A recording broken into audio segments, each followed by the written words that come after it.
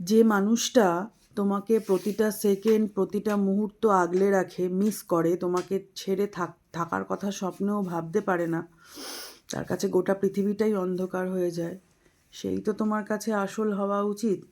নাকি যারা দিনের পর দিন, মাসের পর মাস তোমাকে ভুলে থাকতে পারে, তোমার সাথে কথা না বলে থাকতে পারে, তোমার অভিমানগুলোকেও বোঝার চেষ্টা করে না, ইগোটাকে বজায় রাখে, তারা তোমার কাছের লোক। বিশ্বাস করো, যারা দিনের পর দিন তোমাকে ভুলে থাকতে পারে, ভালোবাসে না, তাদের কাছে তোমার জায়গা কোনো দিনই ছিল না। যদি তোমার জায়গা থাকতো, তাহলে ওই সেই মানুষটার মতো প্রতিটা সেকেন্ড, প্রতিটা মুহূর্ত, প্রত্যেকটা সময় তোমাকে ছাড়া সে থাকতে পারতো না।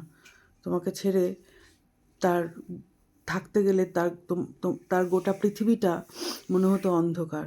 তো আমার মনে হয় ভালো থাকার অধিকার সকলের আছে।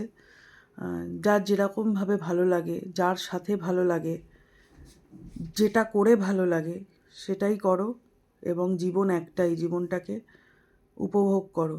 কারণ তোমার জীবনের দিনগুলো আস্তে আস্তে যখন চলে যাবে, যদি সেটাকে ভোগই করতে না পারো, আফসোসের কিন্তু সীমা থাকবে না। কারণ জীবন, আমি আজকে বেঁচে আছি, আমি জানি না যে আমি আর 10 মিনিট পর আমি বেঁচে থাকবো কি না।